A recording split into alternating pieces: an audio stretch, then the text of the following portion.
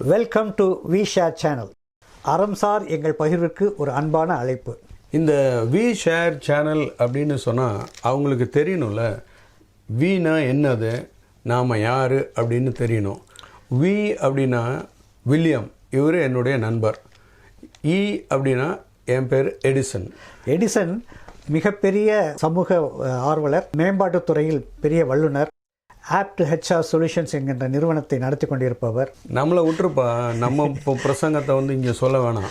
ஆனால் நாங்கள் இருவரும் சேர்ந்து இந்த நாட்டில் நடக்கிற விஷயங்களோட எங்களுடைய கருத்துக்களையும் இணைச்சு ஒரு அறம்சார் பகிர்வாகவும் ஒரு மதிப்பீடுகள் நிறைந்த சமுதாயத்திற்கு நம்மளுடைய கருத்துக்களை பகிர்ந்துக்கணும் அப்படிங்கிற எண்ணத்தில் நாட்டில் நடக்கிற விஷயங்கள் எல்லாத்தையும் சேர்த்து நம்மளுடைய அனுபவ கருத்துக்களையும் அதோடு இணைச்சு நாம் இவங்களோடு சேர்ந்து பகிர்ந்து கொள்ள இருக்கிறோம்.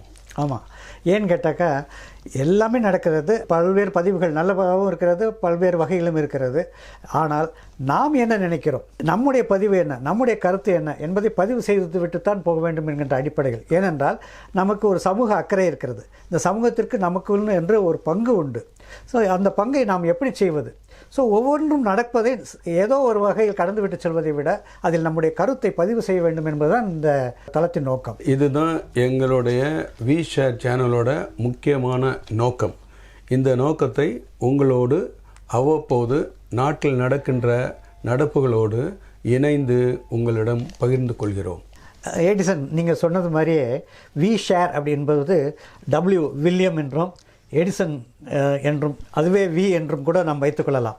ஆனால் நாம் வி வில்லியம் எடிசன் என்று சொல்வதை விட நாம் என்பது தான் இங்கே முக்கியமாக இருக்கிறது. ஸோ இது ஒரு நமக்கான ஒரு பகிர்வு, இதில் அனைவருமே கலந்து கொள்ள வேண்டும் என்பதுதான் நம்முடைய நோக்கம். எனவே இந்த வி ஷேர் சேனலில் தொடர்ந்து மக்கள் இதை ஆதரிக்க வேண்டும் என்று இந்த தருணத்தில் அவர்களிடம் நாம் கேட்டுக்கொள்வோம். ஆமாம், தொடர்ந்து எங்களுடைய பகிர்வுகளை பாருங்கள், நீங்கள் சப்ஸ்கிரைப் பண்ணுங்கள், தொடர்ந்து எங்களுக்கு ஆதரவு கொடுங்க, உங்களுடைய கருத்துக்களையும் நீங்கள் எங்களோட பகிர்ந்து கொள்ளுங்கள். லைக் செய்ய மறந்து விடாதீர்கள், அதுவும் முக்கியம். ஏடி, இப்பொழுது நாம் இன்றைக்கு ஆரம்பித்து விட்டோம். இன்றைக்கு நாம் புதிதாக எதை நாம் இன்று பகிர வேண்டும்? ஏதாவது ஒரு முக்கியமான தகவல் இந்த வாரத்தில் ஏதாவது நீங்கள் பார்த்தீர்களா, படித்தீர்களா? ஏதாவது இருந்தால் சொல்லுங்கள். வில்லியம், நம்ம இவ்வளவு தெளிவாக தமிழில் பேசணுமா அப்படிங்கிறது எனக்கு தெரியல. நான் சொல்ல வேண்டியதை சொல்லிடுறேன். நான் நம்ம தமிழ்நாடு எப்படி இருக்குது, அல்லது தமிழ்நாடோட கம்பேர் பண்ணும்போது மற்ற இடங்கள்லாம் என்ன மாதிரி இருக்குது அப்படிங்கிறத நாம் முதல்ல கருத்தில் கொள்ள வேண்டியது. இப்போ சமீபத்தில் உத்தரப்பிரதேசத்தில் ஒரு கொடூரமான விஷயம் நடந்திருக்கு. என்ன சொல்லுங்கள்? அது என்னன்னா, ஆண் பெண் அந்த ஜெண்டர் பாகுபாடில் ஆண்களை எப்படி உயர்த்தி நடத்துகிறாங்க, குடும்பத்தில் ஆண்களை எப்படி உயர்த்தி நடத்துகிறாங்க. இல்லை, முதல்ல அந்த நியூஸ் என்னன்னு சொல்லுங்கள். ஒரு தந்தையை 2 பெண்கள், 32 வயசு பொண்ணும் 16 வயசு பொண்ணும் சேர்ந்து, 16 வயசு பொண்ணு பள்ளிக்கூடத்துக்கு சென்று கொண்டு இருக்கிற பொண்ணு, அவ காலை பிடிச்சிக்கிட்டா 32 வயசு பொண்ணு அந்த தந்தையோட கழுத்தை அறுத்து கொண்டுட்டான். இது உத்தரப்பிரதேசத்தில் நடந்த விஷயம். Oh my god. இது நமக்கு கேட்கும்போது ரொம்ப நம்மளை மனசை உருக்கிடுச்சு. ஒரு தந்தையை 2 பெண்கள், அவர் பெத்த பிள்ளைகள் 2 பேரும் சேர்ந்து இப்படி ஒரு கொடூரமான கொலையை செய்ய முடியுமா அப்படிங்கிறது தான். இல்லை, ரொம்ப ஷாக்கிங்காக இருக்குது. இந்த மாதிரியான நிகழ்வுகள் நம்ம நாட்டில் நடந்துக்கிட்டு தான் இருக்குது இல்லையா? அங்கங்கே நடந்து கொண்டே இருக்கிறது.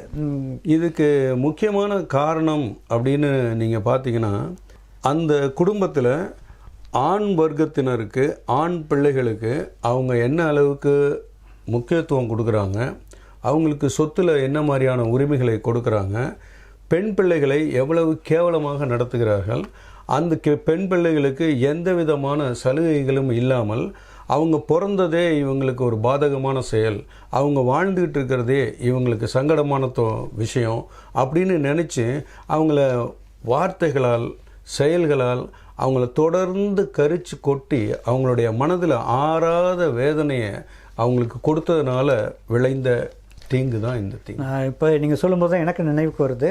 ஏறத்தாழ ஒரு 50 ஆண்டுகளுக்கு முன்பு தான் நினைக்கிறேன், நம்ம தமிழ்நாட்டில் கூட ஒரு பகுதி, அந்த பகுதியை நான் பேச சொல்ல விரும்பவில்லை, ஒரு மாவட்டத்தில் ஒரு பகுதியில் பெண் குழந்தைகளை பெண் சிசுக்களை ஆரம்பத்திலே கொள்வாங்க. ஏன்னு கேட்டாக்கா அவங்க வந்து ஒரு சுமையாகவே பார்க்கப்படுகிறார்கள். அவங்கள வந்து சொத்துக்களை பங்கு கட்டுவாங்களோ அப்படிங்கிற மாதிரியான ஒரு இது படுக்கிறாங்க. ஆனால் இன்றைக்கு நீங்கள் எப்படி நினைக்கிறீங்க? இன்றைக்கு சூழல் எப்படி இருக்குது தமிழ்நாட்டில்? ஏறக்குறைய தமிழ்நாட்டில் இந்த மாதிரியான விஷயங்கள்லாம் நடக்கவே முடியாதுங்கிற நிலைமைக்கு இப்போ வந்துருச்சு. என்ன காரணம்னு நினைக்கிறீங்க? நான் நினைக்கிறேன் வருடம் வேணால் தப்பாக இருக்கலாம். 1989 கலைஞர் வந்து இங்கே பெண்களுக்கு சொத்துரிமையை வழங்கிட்டார். இது வந்து திராவிட பாரம்பரியத்தில் இந்த மாதிரியான பெண்களை உயர்த்தி பிடிக்க வேண்டும், அவர்களுக்கு சமத்துவம் அளிக்க வேண்டும் அப்படிங்கிறது ஏறக்குறைய 100 வருஷத்தோட பிரச்சனைகள். கரெக்டு. 1929 பெரியார் வந்து இந்த பெண்கள் உரிமை மாநாட்டில் வந்து இந்த மாதிரி பெண்களுக்கு சொத்து கொடுக்கணும்னு அன்னைக்கு தீர்மானம் போட்டார்.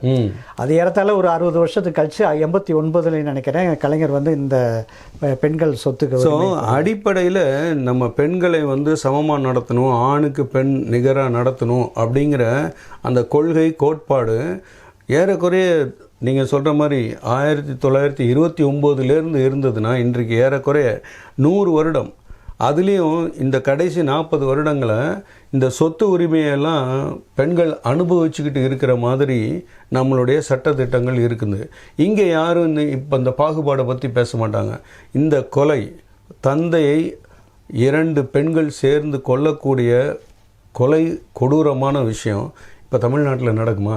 நடக்கவே நடக்காது. தமிழ்நாடு அந்த அளவுக்கு முன்னேறி இருக்கின்றது. இந்த கொலை எங்கே நடந்திருக்கு? உத்தரப்பிரதேசத்தில் நடந்திருக்கு.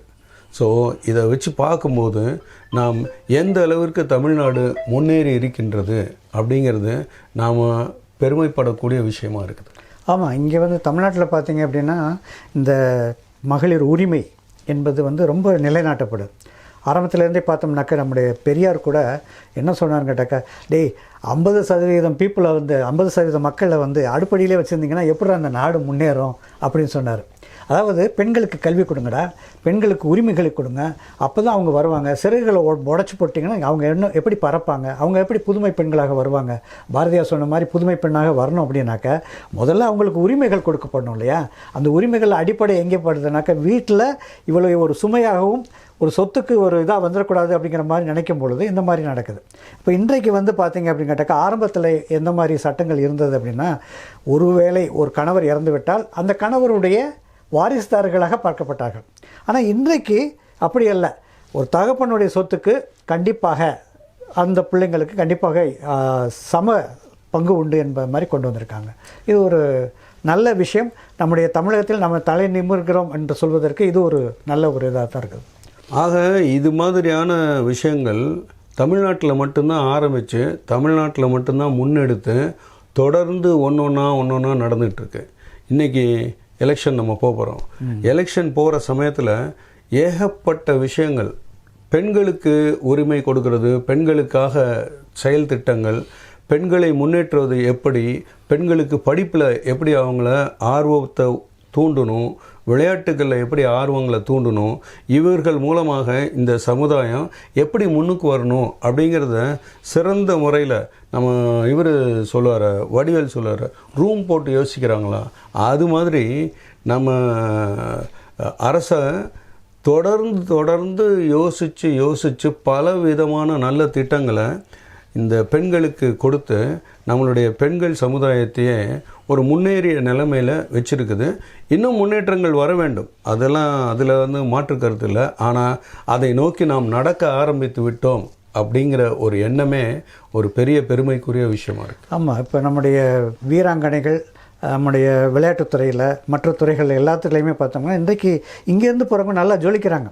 தமிழ்நாட்டில் வந்து அதுக்கான வாய்ப்புகள் கிடைக்கிறது. இன்றைக்கி எத்தனையோ விஷயங்கள் வந்து தமிழ்நாடு மோசமாக இருக்குது அப்படின்லாம் வந்து 1000 பேசினாலும் கூட யதார்த்த சூழல் என்னவென்றால் தமிழ்நாடு பெண்களுக்கான ஒரு பாதுகாப்பான இடமாகவும் அவர்களை போற்றி பாதுகாக்கும் இடமாகவும் இன்றைக்கு இருக்கிறது. நம்ம தமிழ்நாடு இதில் அதுவும் முக்கியமாக இந்த திராவிட கட்சிகள் வந்ததுக்கு அப்புறம் தான் வந்து இங்கே பல்வேறு முன்னேற்ற இதுகள்லாம் நடந்திருக்குது. முக்கியமாக பார்த்தோம்னாக்கா இன்னும் வந்து ஒரு பார்லிமெண்ட்லேயே வந்து பெண்களுக்கான இடஒதுக்கீடை பாஸ் பண்ண முடியாது அப்படிங்கிற மாதிரியான ஒரு கலைபரம்லாம் நடந்துக்கிட்டு இருக்க சமயங்கள் எல்லாம் கூட அதற்கெல்லாம் எப்போவோ முன்னாடியே கூட நம்முடைய இதில் வந்து பண்ணிட்டாங்க, ரிசர்வேஷன் கொண்டு வந்துட்டாங்க. பெண்களுக்கான ரிசர்வேஷன். இதில் எல்லாம் உள்ளாட்சி அமைப்புகள் எல்லா இடங்கள்லையும் வந்து ரிசர்வேஷன் கொண்டு வந்துட்டாங்க. இன்னும் நிறைய வளரணும். இதோட நிறுத்திக்கிட்டோம் அப்படிங்கிறதல்ல. இது நமக்கு கொஞ்சம் பெருமையாக இருக்கிறதே ஒழிய இந்த பெருமையிலே நம்ம தூங்கிட்டு இருக்க முடியாது. இன்னும் பெண்களுக்கு எவ்வளவோ செய்யணும் அப்படிங்கிறது நம்முடைய இதுகள் இருக்குது. அதுக்கு நீங்கள் சொல்கிற மாதிரி ரூம் போட்டு யோசிக்கிற மாதிரி ரூம் போடுறாங்களோ இல்லையோ, எங்காவது இந்த மாதிரியான திட்டம் இடுபவர்கள் பெண்களுக்கு இன்னும் முன்னேற்றக்கூடிய விஷயங்களை கொடுக்கணும். அது மாதிரியான திட்டங்கள் இப்பொழுது வந்து கொண்டிருப்பது மகிழ்ச்சியாக இருக்கிறது. உண்மை அதுதான். ஏன்னா பெண்கள் வந்து படிக்க ஆரம்பிச்சிட்டாங்க அப்படின்னு சொன்னால் அது ஆண் படித்தா அது அவனை மட்டுமே சார்ந்ததாக இருக்கிறது.